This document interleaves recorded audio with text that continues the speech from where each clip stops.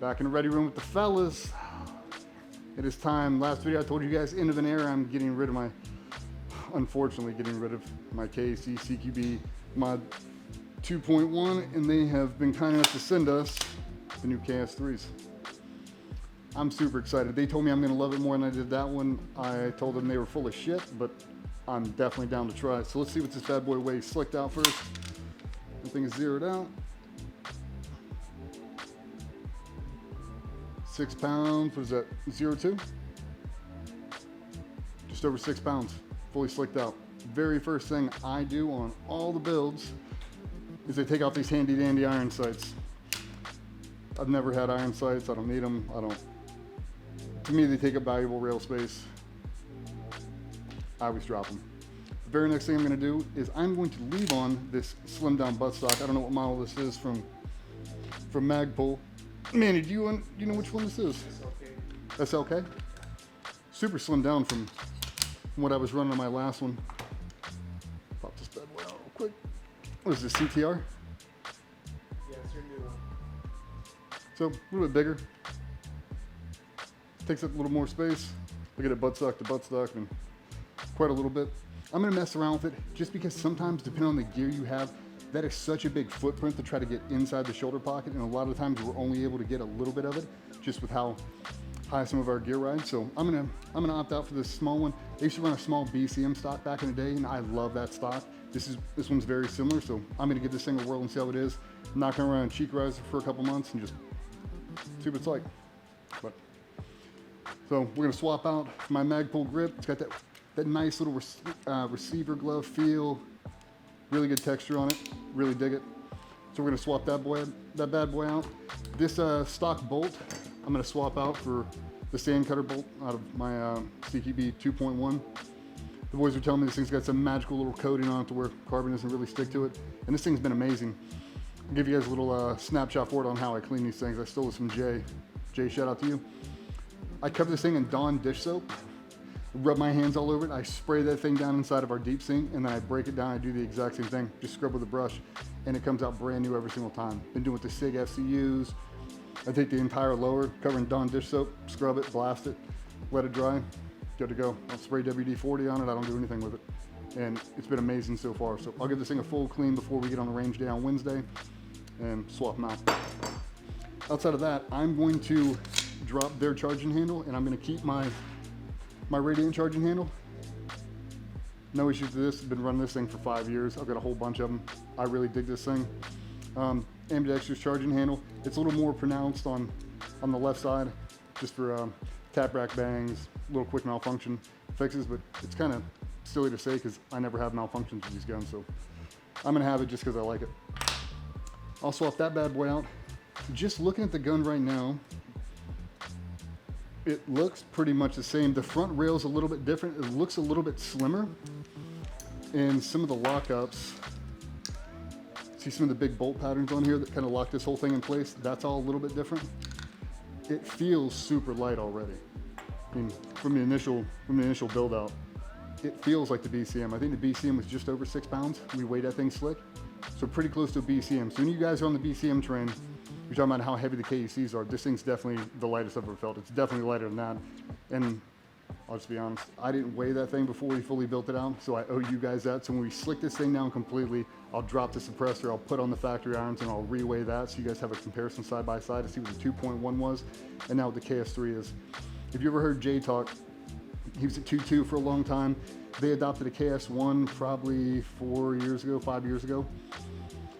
He likes the gun, but it's just too long, right? Came with an LPVO on it, not really meant for the assaulter gun, more like that recce, that mid-range rifle. Really awesome platform, just not really designed for guys to do high-end CQB all the time. This is really the platform they wanted.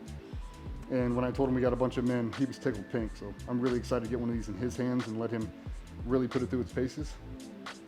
Outside of dropping the grip, drop my ambidextrous safety in the irons. I'm gonna clean all that stuff up, and then I'm gonna start transferring everything over, and we'll catch you guys up here in a minute. Here we go.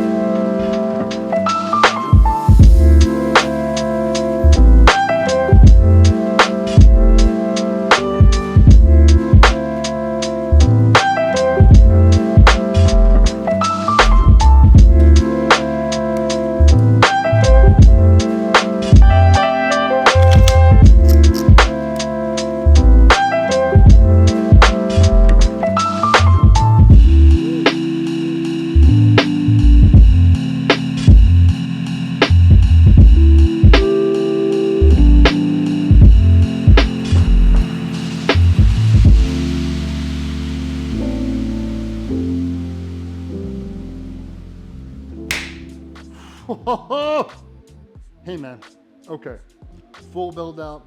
You can see down here we dropped my old factory one, the one we had beat the hell, and I promised you guys I'd weigh it real quick to see what it looked like slick. If you remember the KS3 was 6 pounds slick, this is how it came out of the box. This is almost 8 pounds. It's with the suppressor on. So let's drop it and see. Same irons, same grip. So we are at just under 7 pounds. So he shaved about a pound off from the KS3, from the CQB 2.1. Put the cam back on so I don't lose it. All right, boys, so we stripped off factory irons. I swapped out the original grip for my Magpul. I like them a little more vertical. I love the texture of it. Swapped out my ambidextrous safeties for my single side. Swapped out the factory bolt for, what do you guys call that? Sand cutter. I don't know if it's better. I damn sure loved it when I shot it, so Knights, hope you don't be pissed off me. I am keeping it. If you really want it back, yell at me at SHOT Show. I'm leaving the factory buttstock on, swapped out for the new printed suppressor. I'm running a Unity 10-inch cable we have in stock here. I really like the thumb placement of it. The only thing is with the factory cables, you have a Vizlays override, no matter what setting. For this one, you'd have to toggle through, or if I'm trying to get it to stay constant on, I have to double tap it. Well, I'll work that on the flat range. If I don't dig it, I'll go back to a factory cable. I am thinking about doing the split cable on a CQB setup, but if I do, I'm gonna swap into a Vampire head. That way, if I have light AD, at least it'll be on IR. I can shut the whole thing off. We'll work through all those different configurations. We'll run them on a flat range and really see. We got a bunch of courses coming up for this year. Dude, so fully built out. We were sitting at what, right at 10 pounds? Fully built out? So we'll see. Let's zero that bad boy out. We are under 9.5. So 9.42. So shaved a little bit of weight off. The little bit of play between the upper and lower receiver, I took 2 double stacked Ear Pro, kind of like an AccuWedge, just compress them and drop them right in the back where the upper and lower meet up. Tighten up some of the wiggle. Got on my magnifier, Hydra V2, Team 2 8-point. Got on my Engol, still running the mod light. Got my BCM forward grip because I'm a sucker for this thing. I really like the way it fits. Outside of that, dude, it fits super good, man. I mean, same as it ever was, still says Stoner on it. I am super pumped for this bad boy. I know it's not crazy bells and whistles for a bunch of dudes, but for me, this is everything I ever wanted. This is it. I can't wait to get on the flat range and burn this thing down, dude. We got a sight in on Wednesday. Hopefully get 500 rounds through it, and then keep running consecutively. I think after 2,500, 3,000 rounds, we'll give you guys a full review, and then I'm absolutely gonna try to break the shit out of it and see what we can do. But so far, man, I really like the feel. I know shaving a pound off isn't a lot for a lot of guys.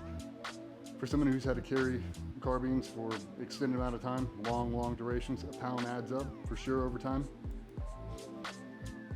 And I think the lighter you can make them while it doesn't feel flimsy or chintzy is your best bang for your buck, because you manipulate it so much easier. The stuff I can do with that BCM, just how fluid it feels, how fast I can snap that thing out, I can't do it at a 416.